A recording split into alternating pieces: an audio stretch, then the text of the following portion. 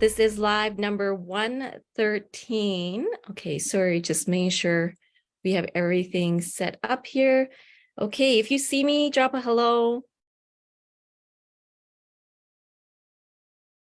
Okay, let me see. Okay, I do see myself. Perfect. I see.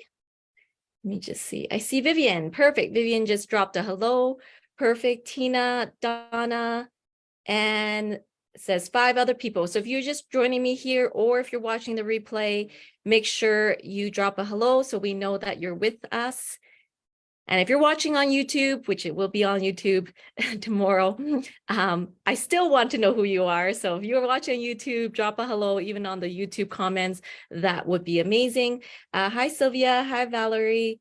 Awesome, awesome. And Lisa, perfect. Okay, so if you're just joining me, this is live number 113, top mindset traps to avoid during the summer season to achieve your fittest body. Now, mindset to me is, it's like all the time, like not just summer, but sometimes summertime brings about certain mindsets more than others. So that's kind of what I want to touch on. And then some other mindsets that I touch on are going to be just like it's always you always need to work on this mindset, right? So before I dive into my little intro, how many of you on here tend to struggle with mindset and you know that about yourself? Put mindset below if you know you tend to self-sabotage or have mindset issues. Put it below because I think this is quite common. Actually, I think this is more common, not to say, I think that, men can work on it too, for sure. But I was talking to actually my Olympic lifting coach, and he was saying, I said, do you find girls overthink a lot when you coach? And he was like, I would say that's pretty true. He's like, girls tend to think a lot. He's like, and guys, like they think about things, but they just go for it. And so maybe mindset things is more relevant, or it tends to, like, women tend to self-sabotage more often, so it's a really hot topic, obviously. So I see mindset. Oh wow. So everybody on here obviously is struggling with some mindset things. And Kelly says, Donna says, Jennifer, yes, and Lynn, and yes, Lisa, I know, and Cindy, yes, I know. Awesome. Hi, Rochelle. Nice for you to join. So yes, we're gonna dive into this, but let's do a quick intro. So if you are new here, welcome to the Fierce Woman community, where we sculpt powerful bodies and champion mindsets. If you're watching this on YouTube, this is a Facebook group. It is public, but you do have to be accepted into the group. So you can always find us on Facebook here. And we want to just dive into a quick few wins, because once I talk about mindset, you'll know why I always celebrate wins. So the first thing is I want to give a shout out to Soli Pinkston. I don't know, Soli, if you're on here. Soli just joined our next round of FFF group coaching program. So super excited, because she's already pre-registered for that, along with 2 others, Kathy Swiston and Yvonne Heller. We were super excited for you because, I know that FFF program delivers amazing results. And I wanted to give a shout out to the current FFF ladies. Do we have any current FFF ladies on here? Because they are doing an amazing job. So I want to first give a shout out to each individual. So Zeta Santiago, if you are on here, so they've done the program for 4 weeks, and she's lost 12.6 inches and almost 5 pounds, and her body is really slimming down. Her midsection, I can start to see some ab lines on the side, which is awesome, Zeta. I saw your pictures, and your love handles in the back is starting to smooth down. So that's really great. And this is just 4 weeks. Hi, Linda. Good to see you. And Sharifa as well. And Yvette Williams. Okay, Yvette, if you are on here, we're so excited for you. Her body looks so different in 4 weeks. She has lost, ready, ladies, 28 inches and 9 pounds in just 4 weeks. And her waist is shrinking. The flap over her belly is like almost gone, which is crazy. And her back rolls are smoothing out, and she just looks tight and toned. So if you are on here, Yvette, that's amazing. Keep up the amazing work. I know she's an amazing student. I've watched some of the sessions that Oshoni's been coaching on the FFF program. So really proud of you, Yvette. I also want to give a shout out to Michelle Shadrick.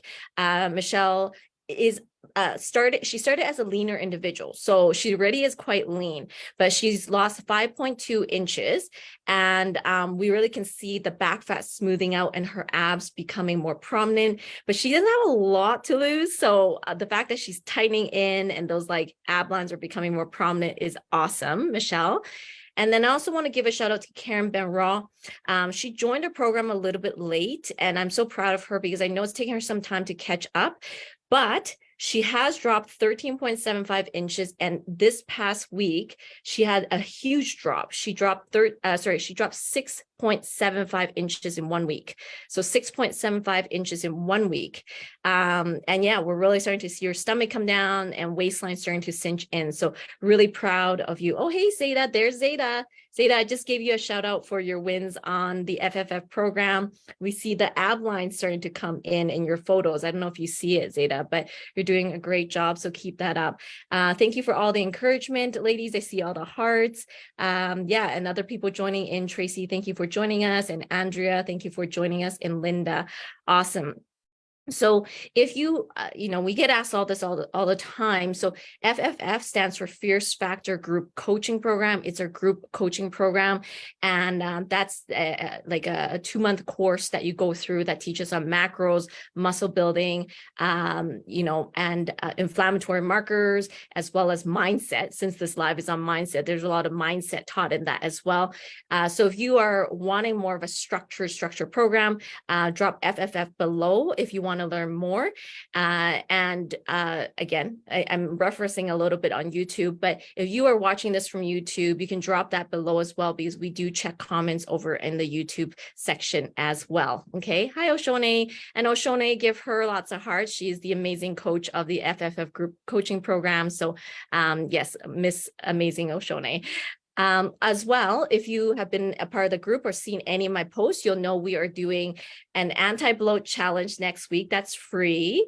So it was a bit of a last minute decision. Like I wasn't sure if we will do one, or because I'm still working on that program, the 21-day anti-inflammation program.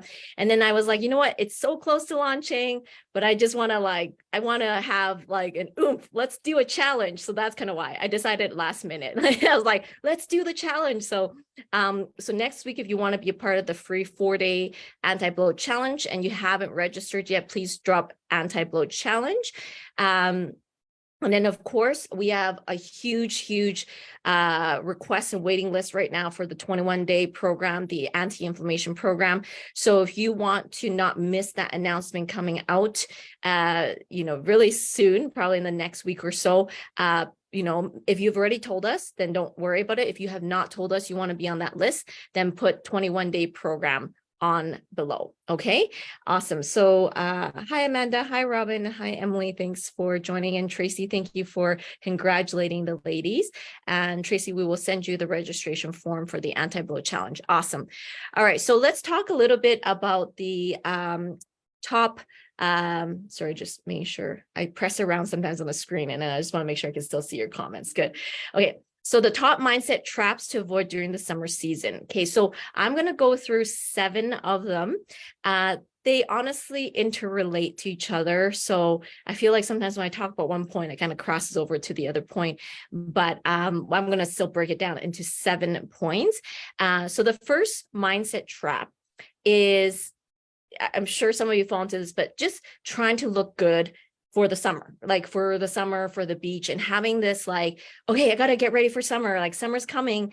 And, even some of the people I talk to in my circles will say like, oh, I want to look good in obviously like my bikini, or I want to look good, in my summer clothes. Now, I'm not saying that's necessarily wrong, but why that might be a mindset trap is because it's a short-term mentality, right? It's kind of why sometimes people will get so lean and fit for their wedding, and then they gain all the weight back within 3 or 4 months, because it's such a short-term mindset, right? And it's good to have goals. I think it's good to have a short-term goal, but I think it's to make sure we recognize it and then actually make sure we have longer term goals that kind of back it up, right? So, in terms of to prevent you from falling back into sort of like gaining all the weight back, all of that, you want to make sure that you set something that takes a little bit longer. Because really, I mean, I don't know about you, but summer for us is like 3 months, and that's it. And then it's cold again, and then everybody's back in sweaters or something like that. So you want to set something that actually takes longer. That actually is going to be healthier for you and actually lead to actually more full, consistent, long-term results. So what do I mean by that? So like long-term goals, in the ones I'm going to name off are still kind of physical, but I'm going to talk about some mental or like deeper whys as well. But even longer term goals for physical goals could be like, I want to drop a certain percentage fat, or I want to build more defined legs or glutes, or maybe a more well-defined back, right? And these are still physical goals, okay? But the reason why they will probably tend to do better is because they take a lot longer, to really properly recomposition your body. To build muscle takes minimum probably 6 months, right? So this sets you up more for success because it forces you to work at something longer. And I find when you have goals that like sets you for that you have to work longer at it, it keeps you on track for a long enough time where you can really build a habit out of it. So sometimes people go on this like summer thing and summer craze, and then they just fall right back to everything because it's too short. But an example would be, I know that you guys know I've competed before, and I think competition, when it has the right mindset, it can be very healthy. Because, when I trained from show to show to show, it was like a long-term mindset on, let's say, like redefining the physique. And I want to, I know, Shona, you're on here. We want to work more on the sculptedness of the legs or the sculptedness of your back. And this takes consistent effort and time. And you can have your short-term goal, but make sure it's backed by a longer term goal, because you'll be more successful in the long run. You want to do something long enough so that it becomes a lifestyle for you, right? So that it's like something that you just constantly are doing. It's just how you live life, right? It's how you eat. It's how you prep your meals. It's just how you eat macro clean. Like, it's just what you do. But if you do it for too short term, or just to get to like the vacation, you'll look good for the vacation, maybe. But then after that, you might lose that goal, right? If you don't have a longer term goal. Okay. And some of you might have a longer term goal. But the other thing is like having a sort of like a deeper why. So a deeper why. So again, this relates to long-term goals, but a little bit deeper. So like, why do you want to, look the way you want? Some of you tell me, I want to have what is it? Quadzilla quads or something like that. Is that you, Lisa? I want to have huge quads, or I want to have, so much muscle, but why? Like, why is that? So you have to define your why. And I find if you can connect your why to something like deeper, maybe like, I want to be the best example to my kids or my grandkids. I feel like that really sets you up for this long-term vision.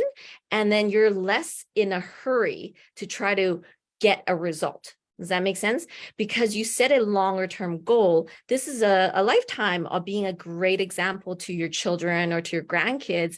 So you're not like, I have to see results in 3 months, It's like, no, it's a constant journey that you're on that you should be working at, right? And there's really like no end date.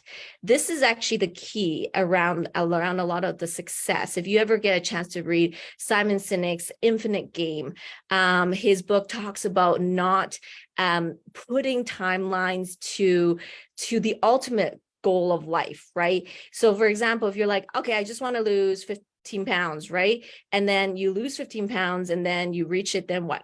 right? So then you have no more goals. That's why people fall off. That's why they lose interest, they lose motivation because they reach their goals. But if you have like an infinite game mindset where you're like, okay, I reached this, but I have a longer term goal to set. I'm going to keep growing. I'm going to keep moving. Then this is how you create a long-term sustainable, healthy, fit lifestyle, right? So hopefully that makes sense. How many of you, I would love to hear below if you can put down, maybe you, what is a long-term goal you have for yourself? I love to hear. What is a long-term goal you have for yourself? And maybe what is a why for yourself? Maybe put it below. Take a minute to type below. What is your long-term goal for yourself? And what is your why? And if you haven't identified that for yourself, this is a good time to do that, or take some time to think about that. And if some of you are willing to share below, that would be awesome. So I'll look back onto the comments in a bit here. Thank you, Nancy, for joining, and Anne-Marie and Shariza and Eileen. Awesome. And yes, I see some of you requesting the anti-bloat challenge and 21-day program. So we'll reach out to you.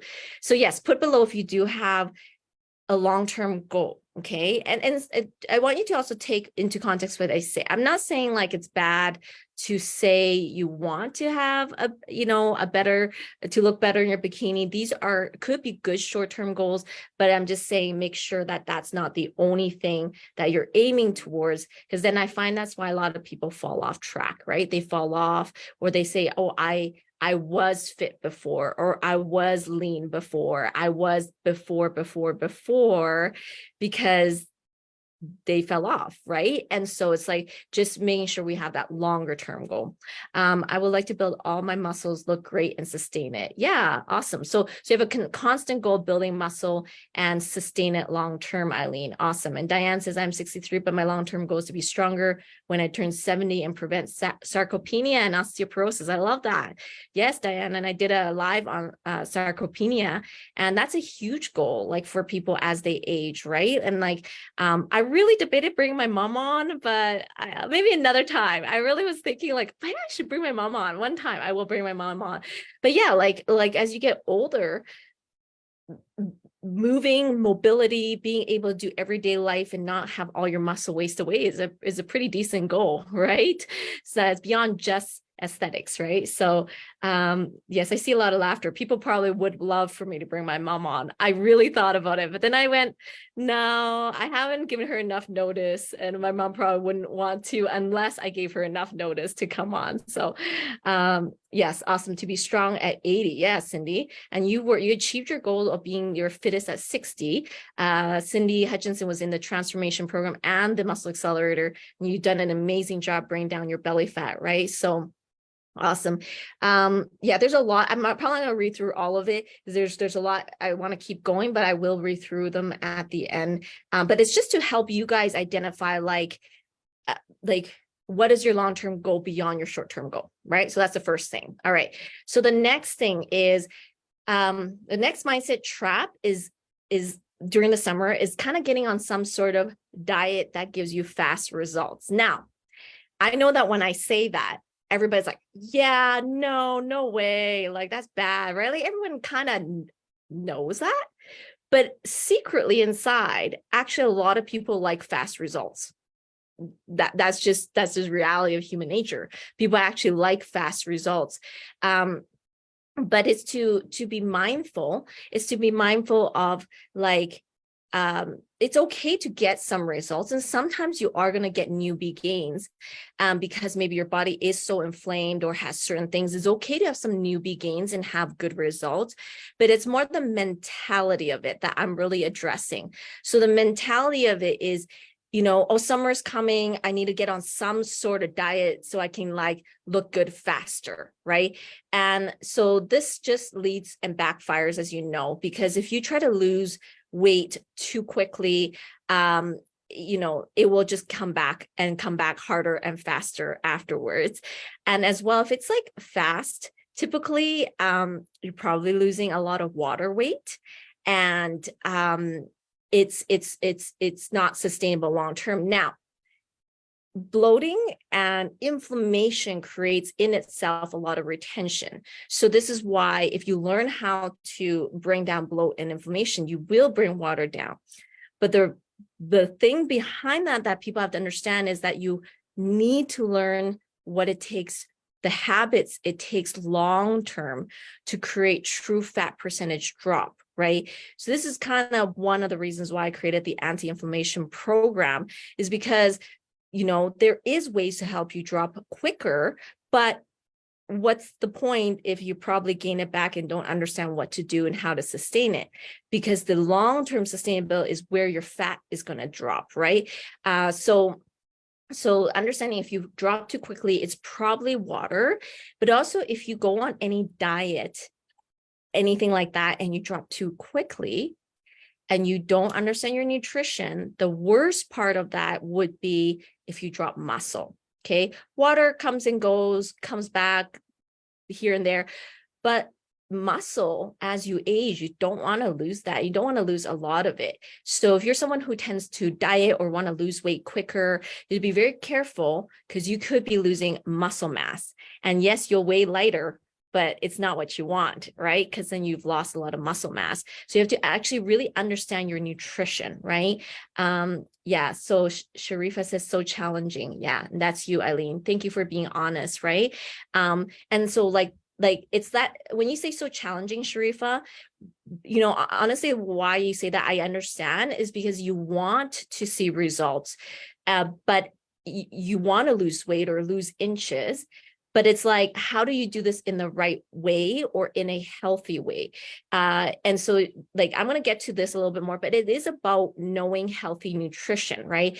It's not about starving yourself, like, and suddenly cutting out all carbs or anything like that, or suddenly, you know, and there's different philosophies on fasting, but if you're just like not eating throughout the day, you know, suddenly, like, these are all very, will backfire on you. It will backfire on you because you're causing a lot of, you know, shifts in your metabolism is confused, right? And as soon as you eat carbs again, I guess you'll just gain it back, right? So it's about understanding nutrition. So if you're confused, then that may mean you have to understand your nutrition a little bit better. Yeah, it's about understanding nutrition. Yeah.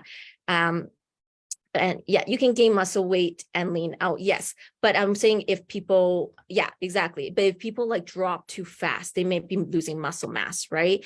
And then the other thing is when you try to lose weight fast, like you could potentially put your body into a kind of stressed response, right? Because your body doesn't like it if you're dropping weight too fast, right? It doesn't like it. So what does that mean is it could create cortisol spikes or cortisol in your system. And if you guys have followed me or understand cortisol, that hormone is the #1 belly depositing hormone, right?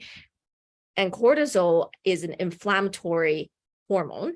So then it not only inflames your body more, but then it competes with your body's ability for building muscle, right?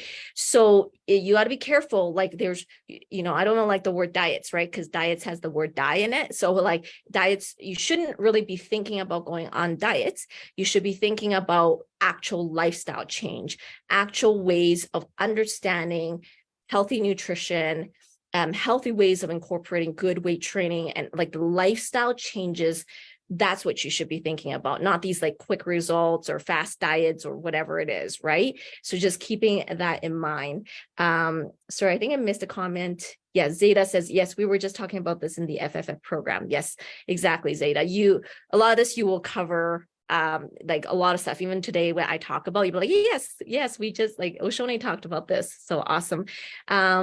Kelly says, I always feel better and stronger when I am consistently working out, eat clean, want to be lean and replace fat with muscles. Awesome. Yeah. When you're consistent with healthy eating and good exercising, that's when you feel best, right? Not some quick thing or quick like gimmick or whatever, right? So yes. And I see Stella, Sherry, Yeah, yes. And Cindy, as for me, 12 weeks, the scale was 14 to 15 pounds, but the inches in all the right places, body composition totally changed. Yeah. So Cindy, again, was in that transformation program. So even though she's just saying like her weight only dropped 14 or 15 pounds, which is still really good over 3 months, but it was her inches, like her inches dropped crazy. How much was it in 3 months? Do you remember? I don't know, something like 60, 70 inches off your body, something like that. It was crazy. So it was really about that body recomposition for you. And you were building leaner muscle, Cindy. So awesome. So as well, when you talk about like these fast diets, still on this topic, is like, if you cut out any major food group, like as in like, let's drop carbs off or let's drop fats off, that type of thing, any macros, that's what I'm talking about, then you're going to risk your body like backfire or kind of being unhappy because it's missing a crucial component of the body. And so one of the things is to understand how to eat balanced. Make sure your macros are balanced, meaning you do need your protein, your carbs, and your fats, and in different components, right? Like everybody needs something slightly different, but it's to make sure you are balancing those macro nutrients out as much as possible. So, yeah, Sharifa, like dairy, I'm not a huge fan of, but dairy is not necessarily a macro. It's a combination of macros. Dairy has protein, fat, and carbs, all three together. Yeah. So when I say not cutting out a macro, is like when people cut out carbs or cut out fats completely, that type of thing. But yeah, dairy I consider pretty inflammatory for the most part, particularly in the North American dairy industry. So, but there's a lot more, and that's in my anti-inflammation course as well. Oshone says 68 inches. 60, I'm not sure what you mean, Oshone. So how many of you do diet when it comes to summertime? I'm actually curious. Who here tends to diet when they get to summertime? And maybe it's not you, but maybe it's some of you. I feel like there's more people who do it than really. Maybe because people know it's not that great, so they're a little bit afraid to like admit it. But I think it happens more often than people really, really acknowledge, if that makes sense. And you know, I think it's not to like put anyone down. It's just to be aware. It's kind of like, I often say like, hey, if you buy lottery tickets, I go for it, you know. But, you know, sometimes people often say like, oh, I would never want to make money fast, but yet they go buy a lottery ticket. And I'm like, okay, well, like, you know, it's kind of like one of those things. You might not agree with me, but it's like secretly, most people want things fast and they do it. But it's to recognize, like, do you have that mindset and kind of to catch yourself with that, right? So, yes, do you diet when summer comes? And Zeta says, yeah, sometimes you have, but now you know better. Exactly. But I also think to be fair, I think people, if they don't know how to eat healthy, then of course the only option they have in their head is diets, right? So I think it's also empowerment. So now when you know, it's like there's a difference between learning how to eat healthy for long-term sustainability versus diet. Once you know the difference, then you can choose properly, right? So sometimes it's just people don't understand or don't know, right? I don't want to be at that point in summer. I want to be mean through the year. Exactly. So not just for the summertime, right? So another thing is, when it comes to leaning out the body, I'm also not saying like there's not a place and time for it, because sometimes you may, like there may be an event that you want to look a little bit better for, or let's say a photo shoot, or obviously as competitors, we're getting competitors to stage. There is times for it, but what I am going to say is that you have to understand how to dial the nutrition properly, to lean the body out. And then if there really is, if you're a competitor on here, you know, there's reverse dieting that comes out of it, the reverse part of it. So there is a way to lean and shred your body, especially if you're doing like a photo shoot or something like that. There is ways, but you got to really understand your nutrition well. And I find like most of the time people don't really know how, and they just starve themselves or something like that. And that's when the backfiring or your metabolism starts to get affected. It's never going to be completely like, I don't like the word destroyed if you watch my metabolism live, because your metabolism can heal, but you could affect your metabolism if you don't know what you're doing by trying to drop too low, make massive changes, starve yourself. That's when your body will actually rebel against you, right? Or plateau or stop responding to you, right? So it's just keeping that in mind. And I want to also talk a little bit about when you're leaning out and dialing in, let's say, a physique or want to get leaner overall, it's to ensure that not only do you know how to dial it properly, but also like that you're eating whole natural foods, right? This is really key. And I talk a lot about this in my anti-inflammation course about the whole natural foods.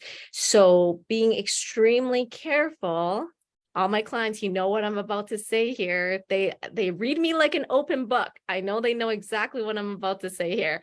So be extremely careful about shakes and bars, because as the summertime comes, it's like, oh, you know, like it's so easy just to grab a shake, or so easy to just go for a bar, or, you know, like, and it's so easy to kind of just go to these things that like aren't the healthiest for you, right? So who here tends to kind of rely on shakes and bars? Does anyone here?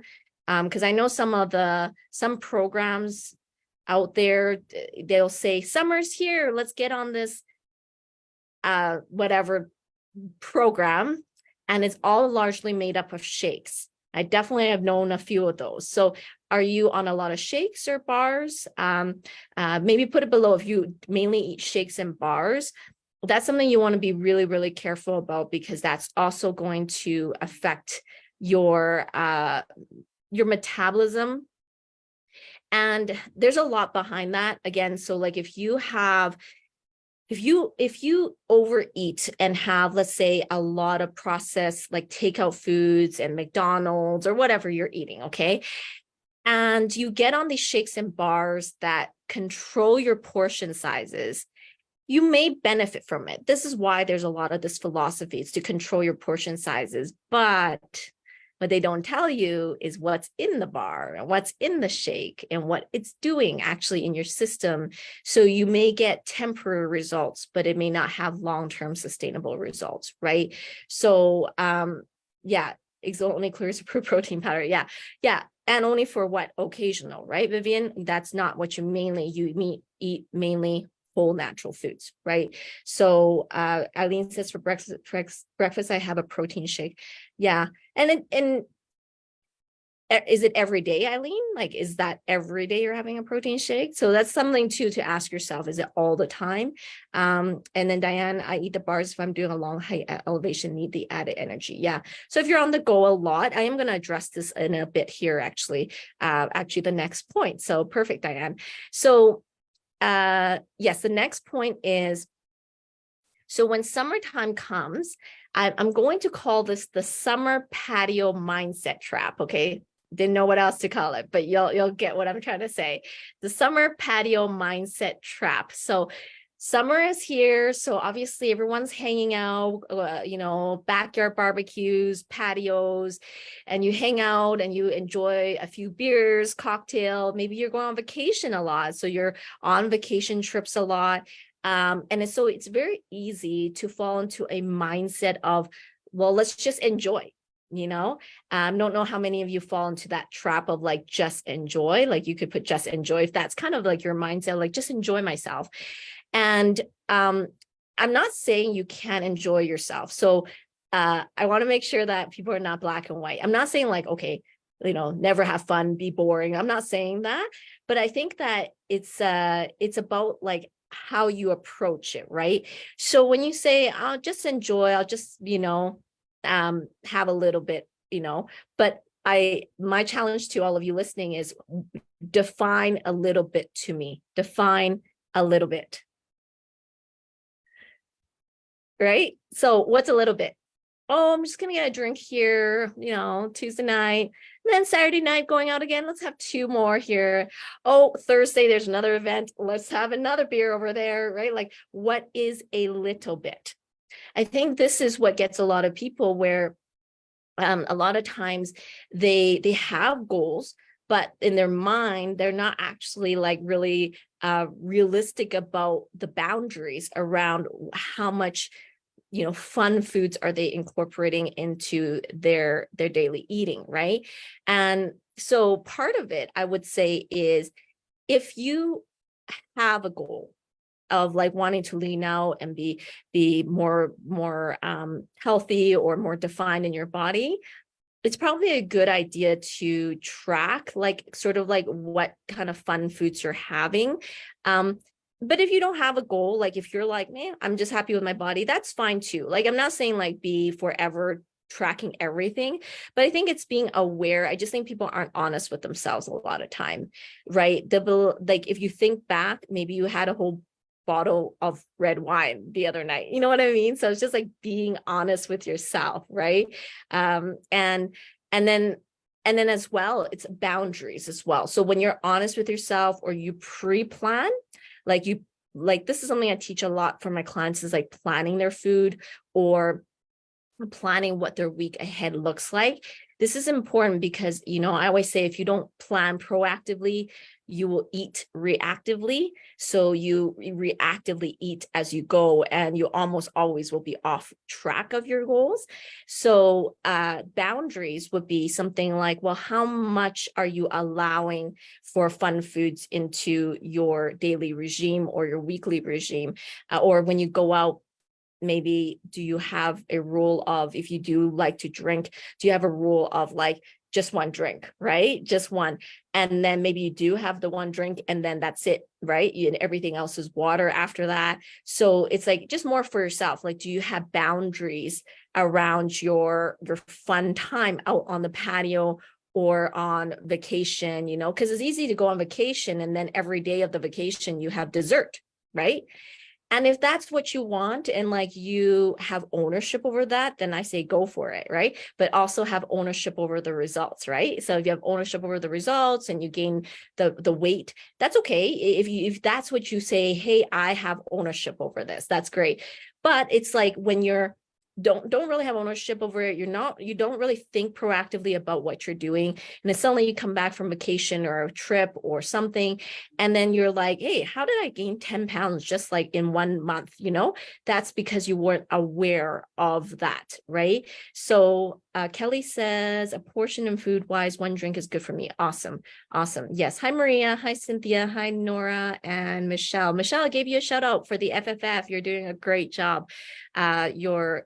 Also, I didn't mention, Michelle, I was saying your abs are looking more defined and your glutes are looking more defined in the pictures I was looking at. So looking really good, Michelle.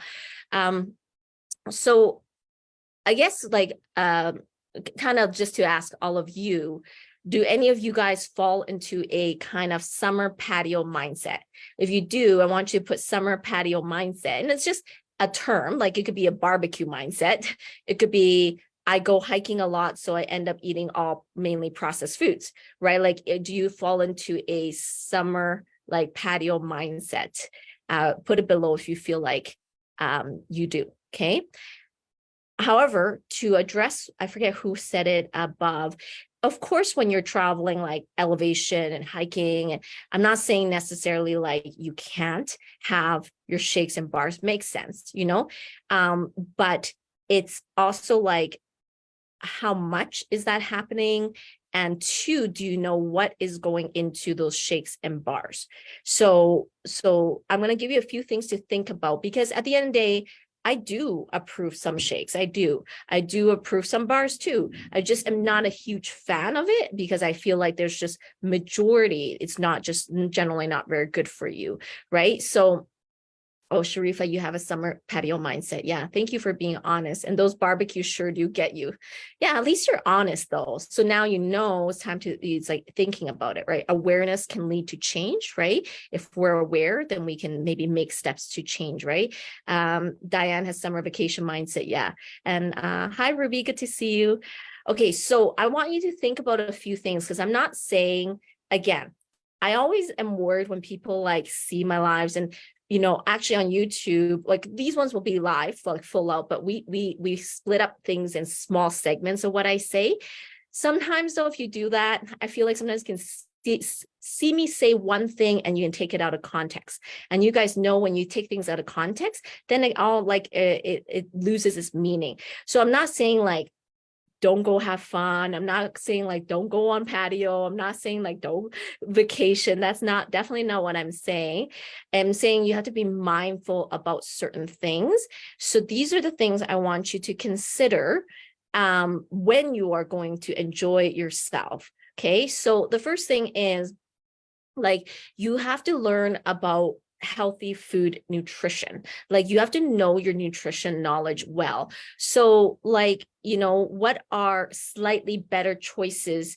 There's always like a okay choice and a slightly better choice, right? So this one's a very simple example. So like you could have a salad, right? But you can ask for a salad with the dressing on the side because maybe, the dressing is filled with tons of craziness.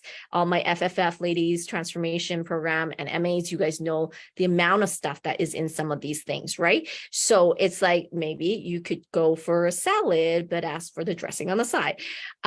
Maybe instead, when you go out to eat, you could have your healthy meal with the meat, and you could order mashed potatoes and fries, and you may order mashed potato and fries because you're like, I want to enjoy myself, or you can order the extra vegetables or something like that, right? These are simple examples of like just knowing a better choice you can make. Doesn't mean you can't go out, can't have fun, but you can make better choices for yourself, right? Hi, Yvette. Yvette, I gave you a shout out as well. So proud of your progress. You have lost like 29 inches off your body, Yvette. So congratulations.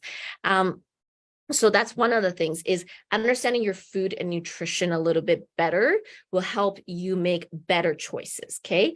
Number 2 is understanding your macro combos. Okay.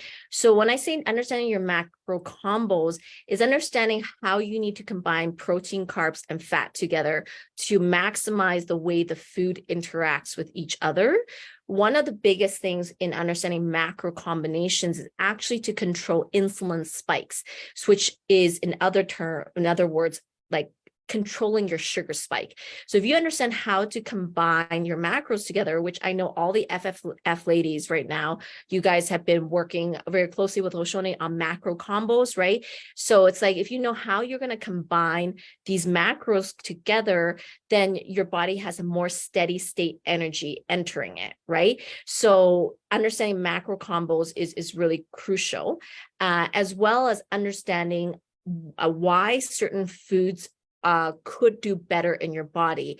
So for example, protein has a higher thermic effect in your body, right? So it actually requires your body to take more energy to digest it. So that's why, having a protein with things often is very, very helpful, because it slows down that digestion for you in general. Again, in general, if we took this out of context and a marathon runner said this, no. We know protein for that marathon runner, and while they're running, it is pure sugar entering their system because they need it ASAP, or like marathon runners could pass out, right? So there's no protein involved with that one.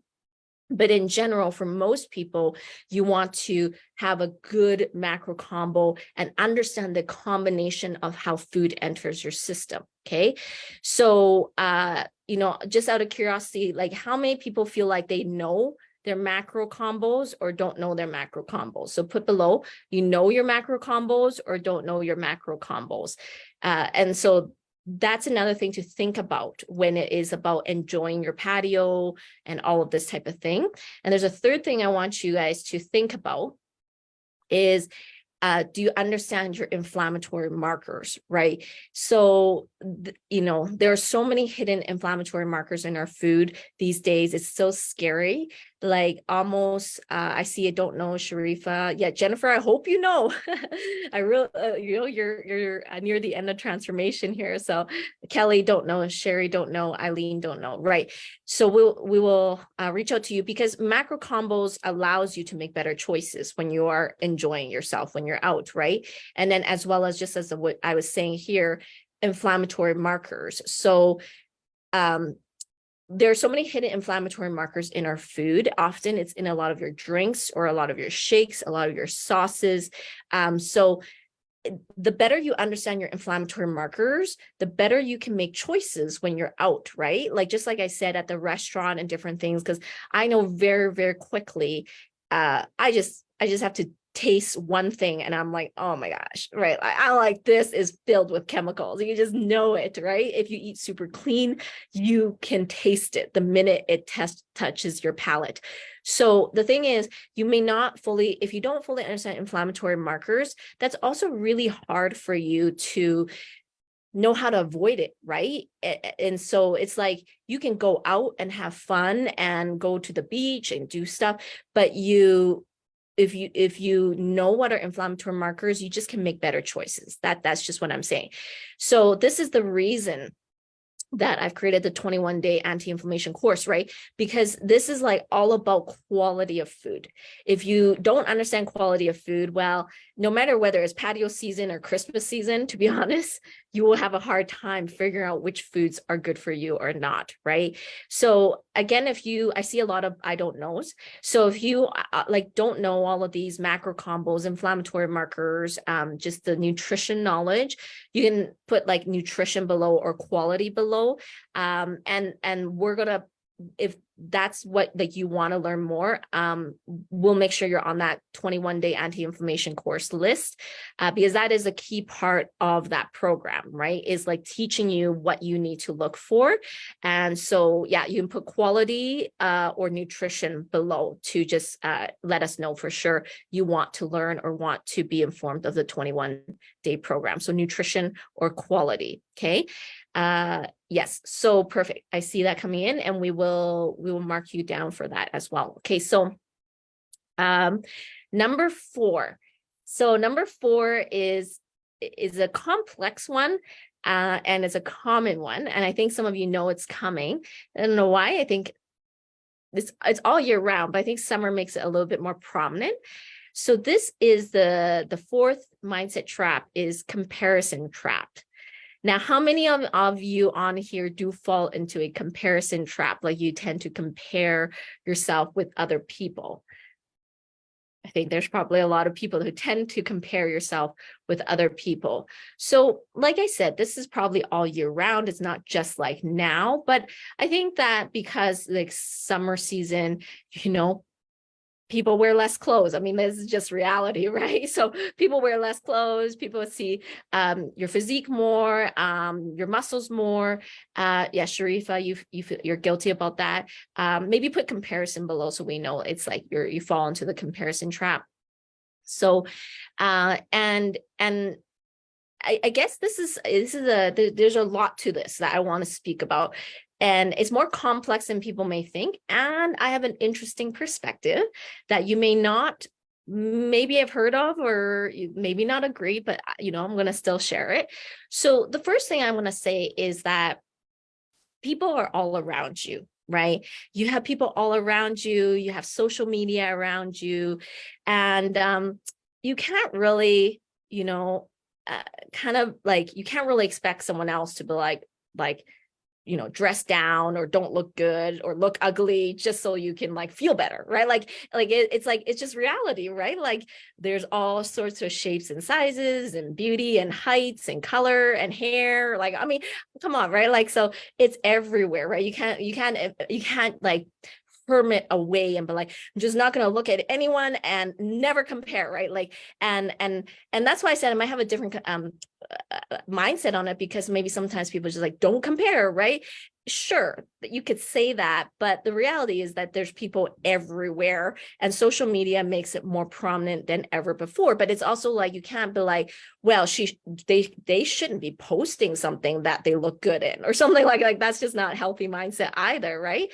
So So it's like if we can look at comparison as more of a like, okay, like a reality of human beings. So meaning like humans naturally can distinguish differences, right?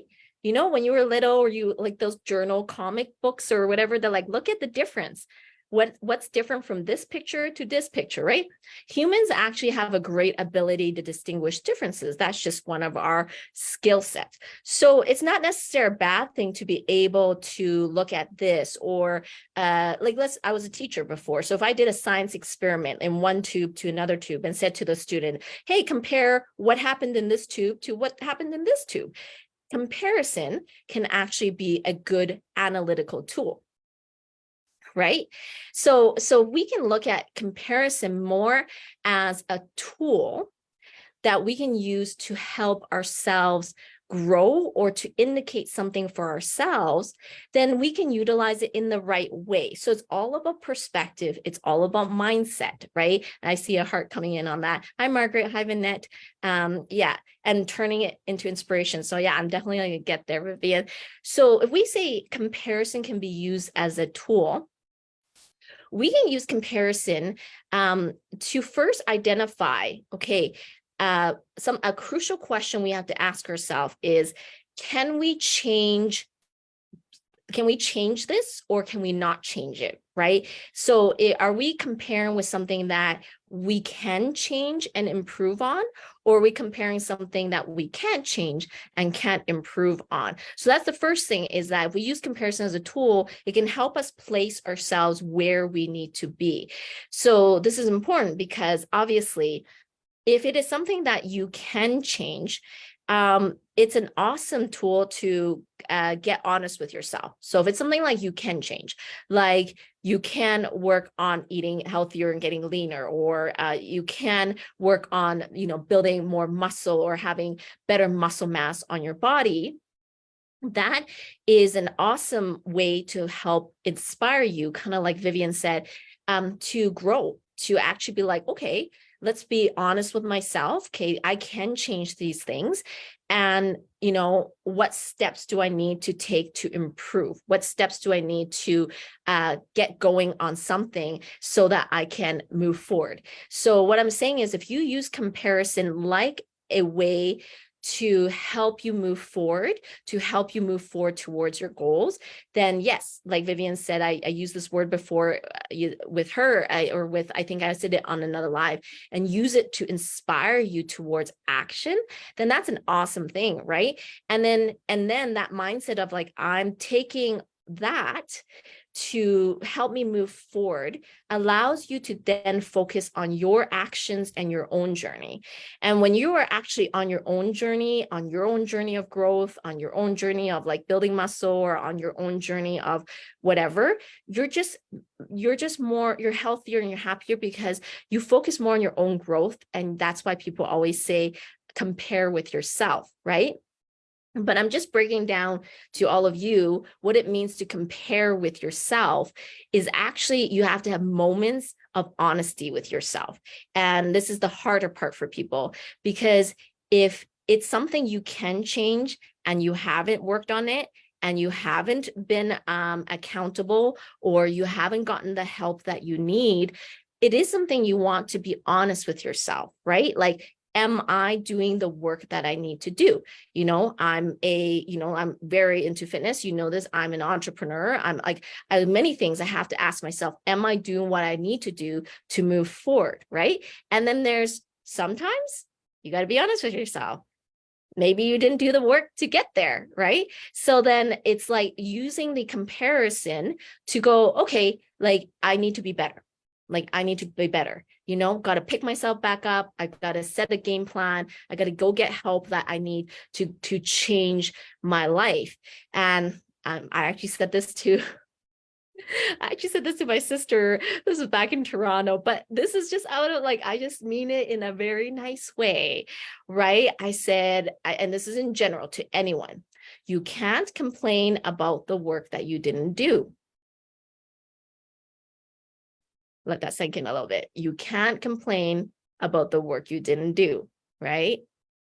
So if you're like, I'm getting weaker, I feel so weak, you haven't weight trained. Well, you gotta go get some weight training on in your body. You know, I have such a belly, I just can't get rid of this belly. Are you cutting out? Are you learning about nutrition, right? Like, are you actually doing the actions? Because this is why, I mean, I have an interesting perspective, because I don't think you can just say, don't compare, because it just happens no matter what, everywhere you go. So it's just about using comparison in the right way to help you grow and to be honest with yourself so that you can make positive changes for your life, right? So hopefully that makes sense a little bit. Hi, Gwendolyn, good to see you. Pamela, good to see you. She was in the Transformation Muscle Accelerator program as well before. And hi, Jennifer. So yes, so how many of you feel like for yourself, you need to do you compare and allow it to inspire you? Or do you feel like sometimes you compare and you kind of like go down more the negative route of like kind of like self-sabotaging your own thoughts and like, oh no, like I'm just not good enough and all of this, like kind of go down the negative side? Do you feel like you do a comparison in an inspirational way, or do you compare and get, spiral? Right? Compare, you can put compare inspiration or compare spiral. Because if you compare and you spiral, it just means you're looking at it in a different way, right? So yeah, put that below which category you fall into. Now, the other side, so there's another side to the story, okay? The other side of the story is, what if your yeah, both Kelly, yeah, and Jennifer, compare and spiral. Awesome. So Kelly, so sometimes you compare and spiral. So we got to be mindful of that as well, right? So so what about the other side of what you can't change, right? So do you remember I said a comparison exists everywhere? I mean, even competition, trying to place first, second, and third. It's okay, for someone to win first.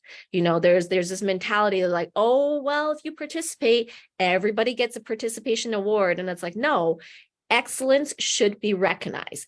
Excellence should be rewarded. So it's okay to win first, second, or third. It is okay. It's not like everybody has to get an award. And that's a mentality that had gone on around a lot of times, and it creates a soft society. I was a teacher in the school board, and if you are allowing kids to learn and fail or have a little bit of learning and know that they have to work towards something, and come out in life thinking like everything is equal. No, you have to work for excellence, right? So it's like, so on the other side though, like, what if like you can't change it? Like, it's like, I don't know, your height, your hair color, or your metabolism, your you mesomorph,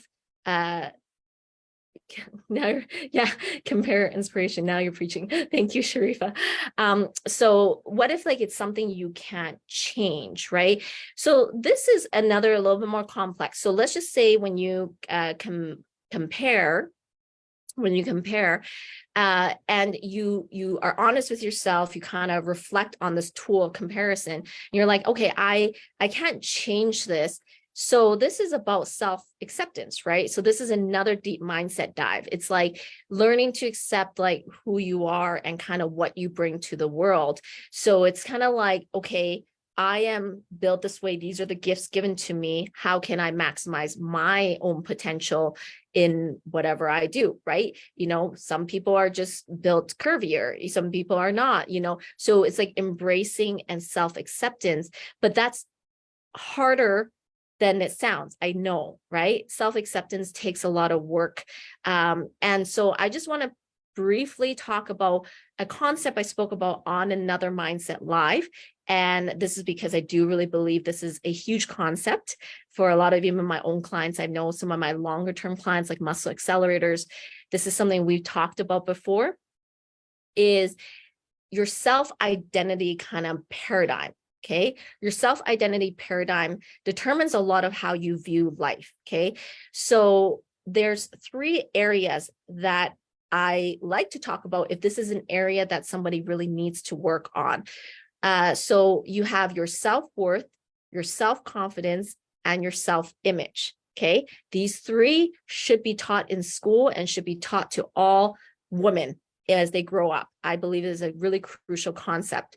Number one, your self-worth is unmovable. It is something that is innately given because you are a human being and you're, in my opinion, beautifully, wonderfully created by God. So you have incredible self-worth. It's not movable. It doesn't matter if you get an A+, you do good in life, you have money, don't have money, your self-worth is not movable. It is just who you are because you are a human being, a beautiful creation, right? Self-worth is not movable. However, self-confidence is built through your track record. Okay. And I teach this a lot in my entrepreneurial side. Self-confidence is built through your track record, which means you build self-confidence when you prove to yourself time and time again that you stick to something, that you follow through on things, that you accomplish what you set out to do, that you're accountable to what you say you will do, etc., right? So self-confidence can be built. Self-confidence is earned, okay? And so if this is something you haven't really developed, I really encourage you to set yourself different goals in your life or get on a program, work with someone towards a goal, because it radically transforms your self-confidence in yourself when you show yourself time and time again, I can do this. You know, Cindy Hutchinson, when you finally completed the transformation program and you dropped your belly, like it's like there's a boost of self-confidence. Kat Wilson, when you finally saw the muscles come in and, you know, all the stuff you did before keto didn't work and you finally see muscles develop in your body, that's self-confidence. Oshone, when you finally stepped on stage time and time again, 5 times in a row, it is a track record that builds self-confidence, right? And so if you, like I said, if you struggle with self-confidence, that's okay. It can be built, it can be developed, but you need to find the right, like coach, the right program, somebody who guides you towards a goal so that you can actually like accomplish your goals that you set out. Nothing builds your confidence greater than accomplishing your goals, you know, and that's why, like for me, you know, I have lots to learn and there's still lots to do, but I am very self-confident, partially because I've proven to myself time and time again, if I set a goal, I accomplish it. If I set a goal, I will make it happen, even if it takes years to accomplish it. Some of my goals took years and years and years to accomplish it, right? So self-confidence is built through track record. And then the last thing is self-image. Okay, so self-image is what you believe others believe about yourself. Okay, so I'll say that again. Self-image is what you believe others believe about yourself. Yes, confidence is earned, Kat, and you definitely earn that for yourself, Kat, right? So, so self-image is what you believe others believe about yourself. So this is really interesting because self-image is about a reflection. It's like a mirror. It's almost like you hold a mirror in front of you and you walk up to people and then it's like and then they have a mirror too. And then you get to see what they see about you. That's what self-image is. Okay. And so self-image is actually radically affected by your self-confidence. If you are more self-confident in yourself, you naturally have a higher self-image of what others see about you. And so it is also earned. It is also earned. So the two things you want to remember is self-confidence and self-image are both earned. If you're more self-confident, it leads to typically, there could be exceptions, more positive self-image, unless like the self-confidence is maybe fake or only specific arenas, which is possible. But typically a positive self-confidence leads to a more positive self-image. Okay. And so why do I bring this up? Because self-worth, self-confidence, and self-esteem has a lot to do with when you compare and you cannot change it, is if you are a person who really has worked on your self-confidence, your self-image, and continues to know your worth, then when you know you cannot change it, you actually turn that comparison into an abundancy mindset, into a like a appreciation mindset. The A, I say abundancy and appreciation. So you turn that into an abundancy and appreciation mindset, because you realize you can't change it. So you're like, all right, so I'm going to use the things, the gifts that are given to me, and I appreciate this person has these qualities that I could never have, right? And so like, I don't know, like some people were super, super analytical, really good at math, all that stuff. I'm not as good at math. Like I accept that, and I can learn and get better at the skill set, but I appreciate people who can do crazy, amazing calculations and like create massive like architectural structures, like I can appreciate that about other people. So the better self-image and self-confidence you have in yourself, the more that you can celebrate with others, the more that you truly can be happy for others, because you worked on your self-confidence and your self-image. So what I am saying here, which is a pretty deep mindset dive here, is if you have a hard time maybe comparing and seeing the best and being happy for others, the work is actually in yourself. The work is actually in going, okay, I need to work on my self-confidence. How can I earn more self-confidence for myself and work on better self-image for myself? And this is a little bit different than just going like, okay, just delete everybody off my Instagram. I'm going to shut people off.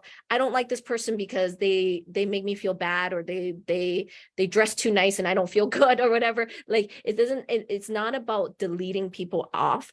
It's about making sure you work on yourself so that you can go anywhere, walk into any room, be amongst any crowd, and you still hold your own because you value yourself and you have proven to yourself that you can follow through, you can do the things you say you do, and you have a positive self-image because you truly are happy for others' success, right?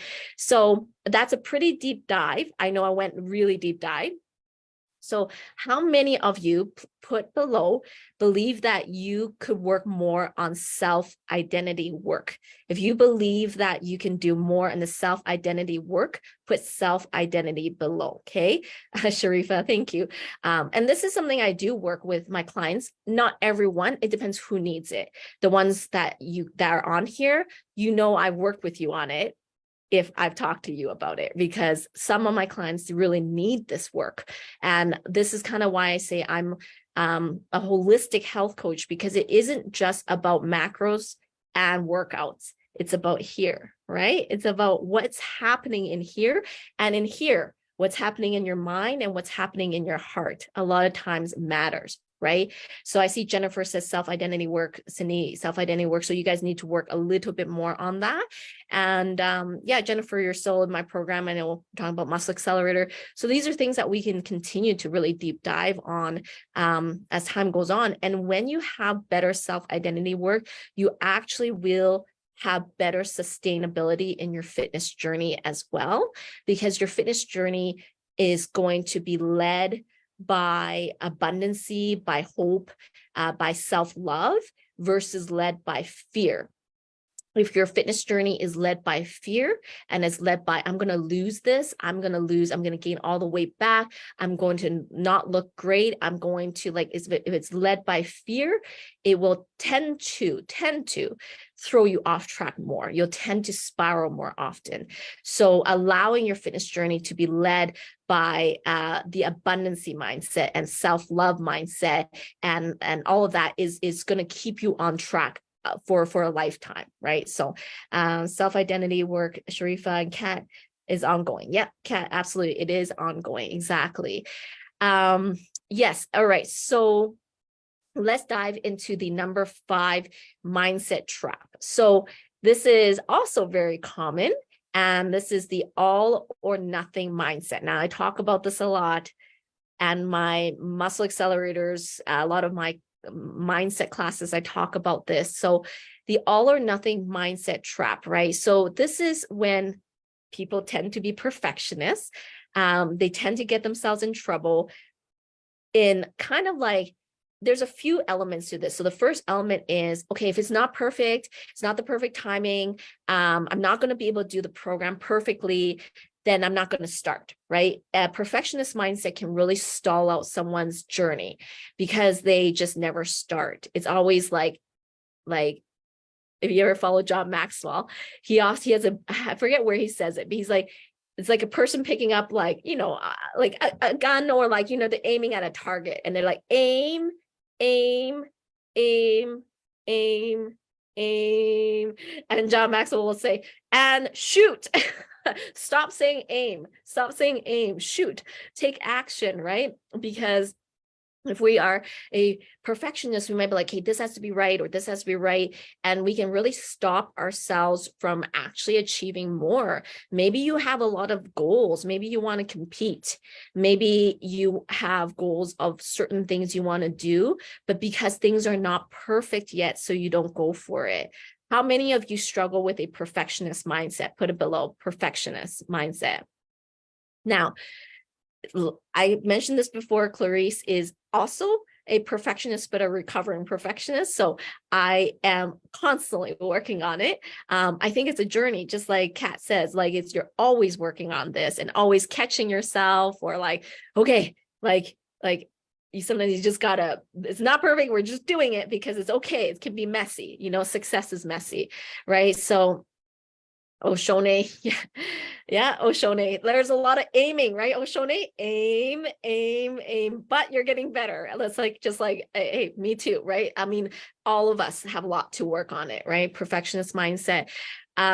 So yes, so that can stop you from starting. And there's this phrase I often say, imperfect action is better than perfect inaction. Right? So this can relate to your workouts. This can relate to your nutrition.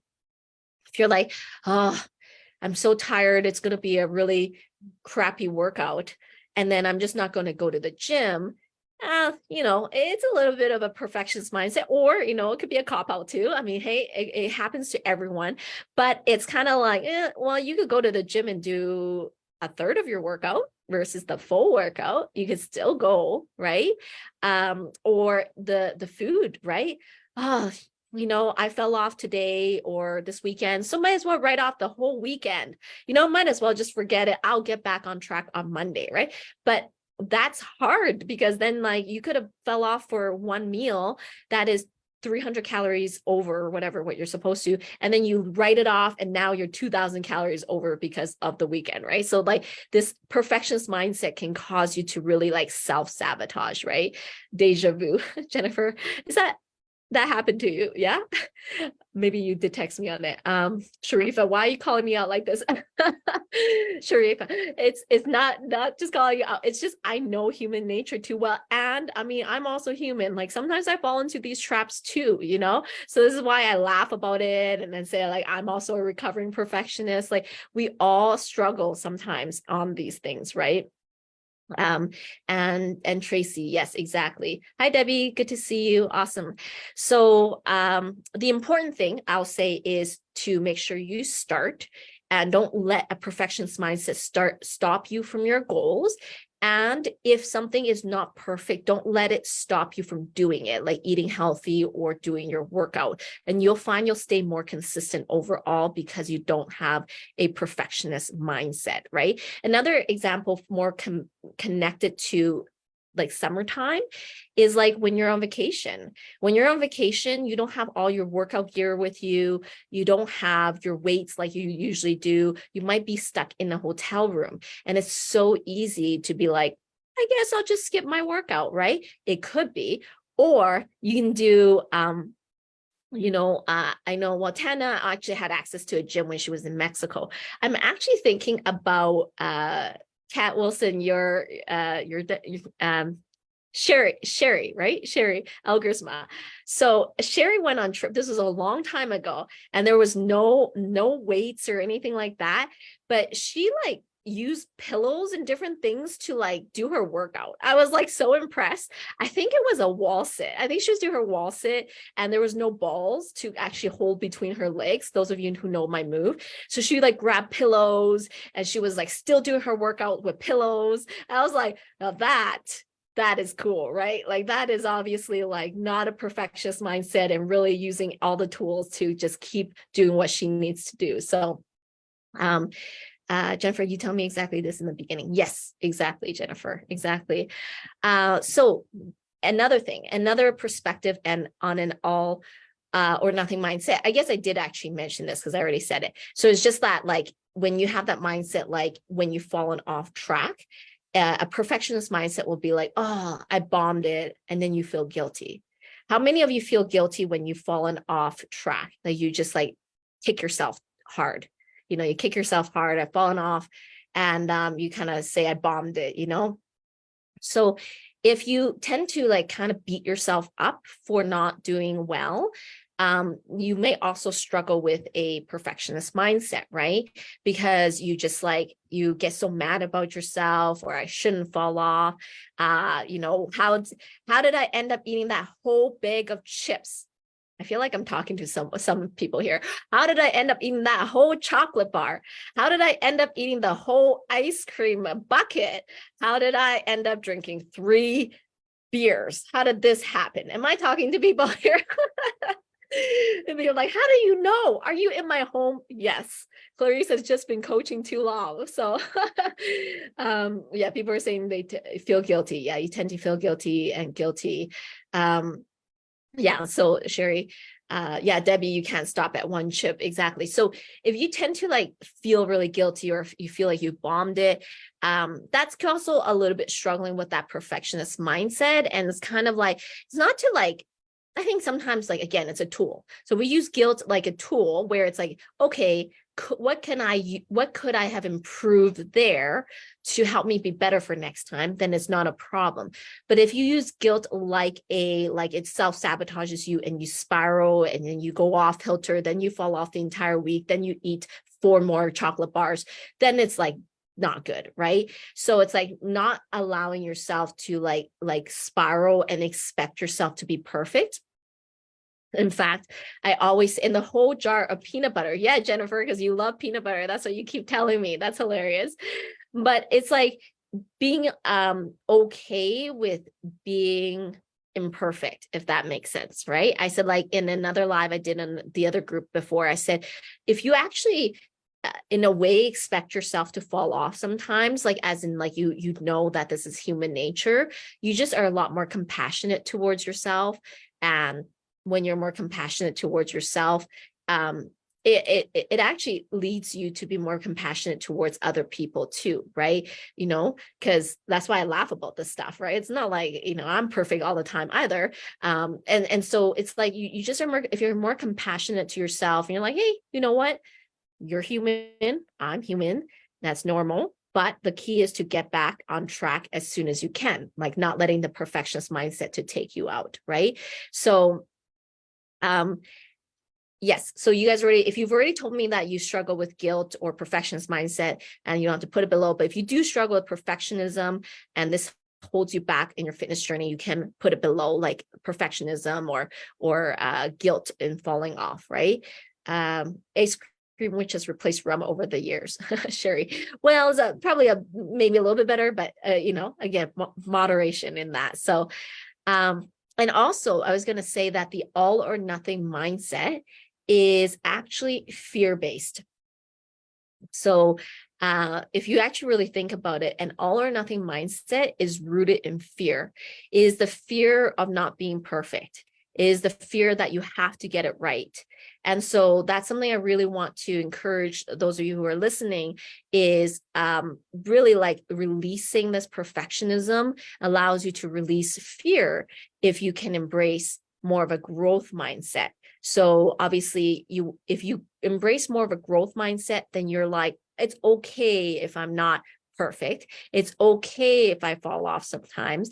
It's okay if I blah, blah, blah, as long as I learn from it and grow, right? So that's the other part of it. As long as I learn from it and grow, and you know, don't stay complacent, because then there's a point to it too, right? If you keep letting yourself off the hook, off the hook, off the hook, off the hook, but you never learn from it, then you will never move forward in life, right? But if you actually take something that you've done and then you learn from it, then you can grow from it. So in terms of like nutrition and stuff like that, maybe it's something like, well, why did I eat that whole bag of chips? Or why did I blah, blah, blah? And then you can reflect on it and be like, well, I guess I did go to the grocery store and I decided to buy the whole bucket of ice cream. What did I learn? Next time, don't buy the whole bucket of ice cream, because if you know you bring it home, you're going to eat the whole bucket of ice cream.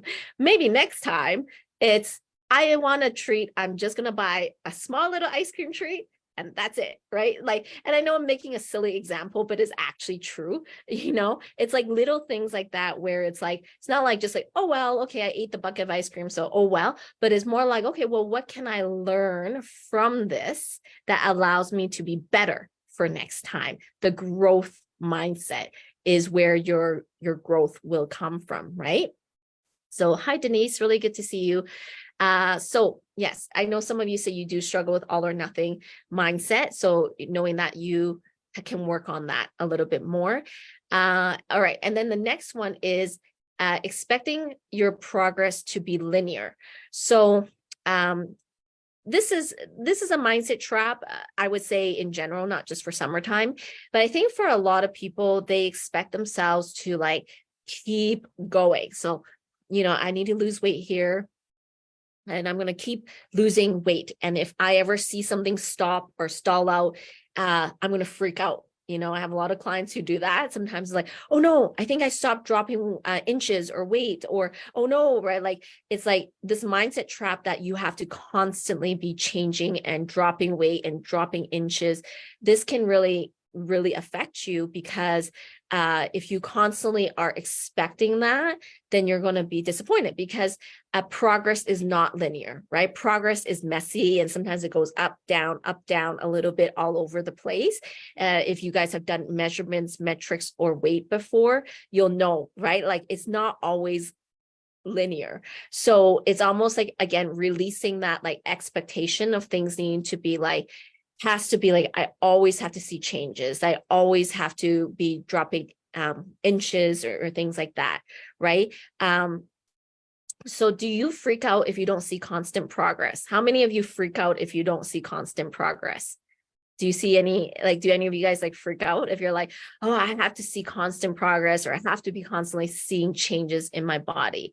So again, that is a potential mindset trap that can really like discourage you really fast and create like this yeah, just a discouraged spirit, which often throws a lot of people off, right? So Margaret, that's you.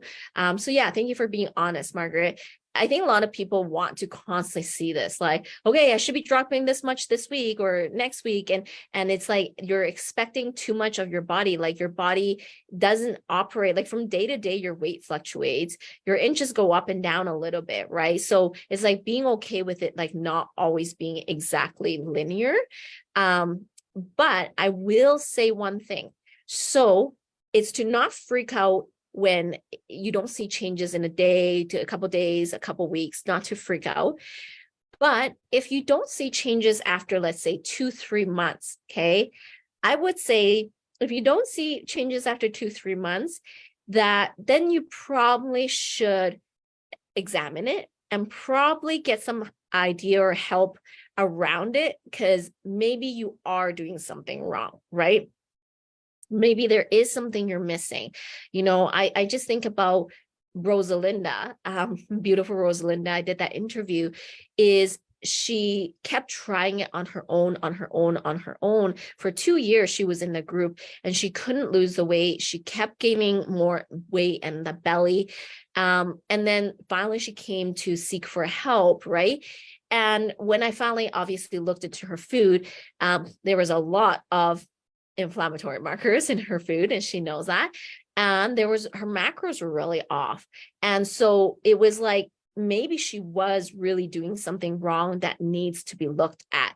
So it is kind of like, okay, if it's just a few weeks, a few days, don't worry. You know, like Kat says, it's so not linear, right? I find wins in other ways. Yeah, like that journey is not linear. It's all over the place. It's messy. But if it's like 2 months, 3 months, and you definitely don't see progress in what you're trying to do, that's when you need to seek for help, right? So how many of you feel like you're in that camp? You're in that camp where you feel like, oh, it's been a long time and I'm not seeing results. Because if you are, then I want you to put plateau there, because then you're more likely at a plateau for a certain reason. Usually, I would say, no, I would say majority of the time, it would be plateau because of something in your nutrition. A lot of times something in your nutrition causes the plateau. So if you are at a plateau, I want you to put plateau below, okay? Yes, because typically that is what causes a lot of the stall outs if you really are not seeing anything happen, okay? And then the final thing is, over relying on app recommendations and not adjusting for the reality of your situation. So this mindset trap is obviously because in our day and age, you can find tons of app recommended like calories and macros and different recommendations. And AI, our artificial intelligence, is everywhere. You may even be able to ask ChatGPT to be able to even calculate out your metabolic rate, but is it actually accurate? So here's the thing. I've spoken a lot about this. This mindset trap gets a lot of people because if you're constantly using something that is kind of calculated or AI generated or something like that, and you're not seeing results, you might be banging your head against the wall because, well, the wall doesn't move, right? And so a robot or a machine or a automatic calculator can't know all the little things in your body. So this can cause and play games with your head, right? Because if you're relying so much on sort of app-based recommendations and you're frustrated and you can't get the results, you're kind of failing to recognize all the other things that you're like needs to be taken into account for your body. So here are some factors you have to consider when you are doing your calories and your macros. You have to consider how much you exercise, how you exercise, like how do you work out, the amount of rest and recovery you get, how much stress you're experiencing in life, the medications you're on, your own baseline metabolism. Are you an endomorph, ectomorph, or mesomorph, which is what type of genetic coding do you have? Do you tend to put fat on easily? Do you tend to put, or you have a hard time gaining fat? A hard time gaining fat is ectomorphs. Endomorphs tend to gain fat a little bit more easier. Mesomorphs are more athletic type, right? What's your genetic coding?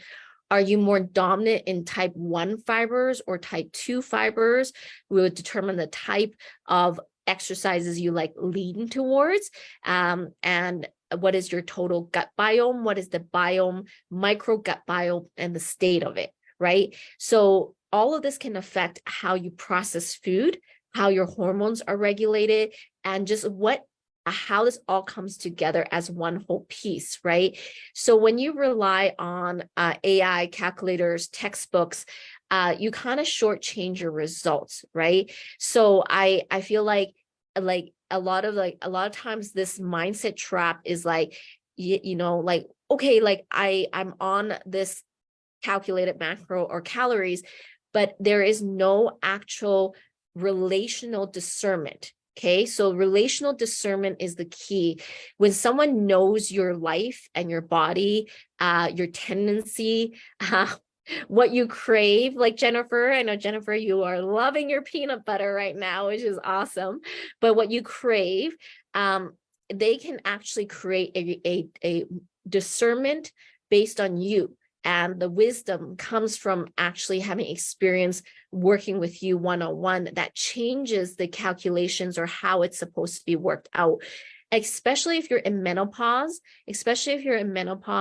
like there's a lot more factors at play that makes it more complex, right? So it's just one of those things where you want to be careful, where you don't just rely on a machine or a robot or AI generated kind of calculations to help you get to your goals. Now, with that being said, if you have results, like I said, it doesn't apply to you. If you have results, keep doing what you're doing. I am always speaking to people who are not, like, they're doing everything they can, but they're not seeing results. Those are the people that I feel like you have to be careful where you take information from, how you're evaluating that information, and is what you're doing, is the food plan you're following generated by an AI, right? Is the food plan you're doing, or whatever program you're following, is it done by a human being, or is it done by ChatGPT? Everyone talks about ChatGPT, so it's funny. So I guess, how many of you feel like, for you, if you're not having results, you need more guidance, like you need more personal guidance on things to help you with your specific situation? If that is you, I want you to put guidance below, because you feel like, yeah, like I just don't, there's too many factors involved, right? So put guidance below if you feel that is you, okay? Hi, Bonnie, good to see you. Bonnie was in my very first FFF program a long time ago. It's good to see you, Bonnie. Awesome.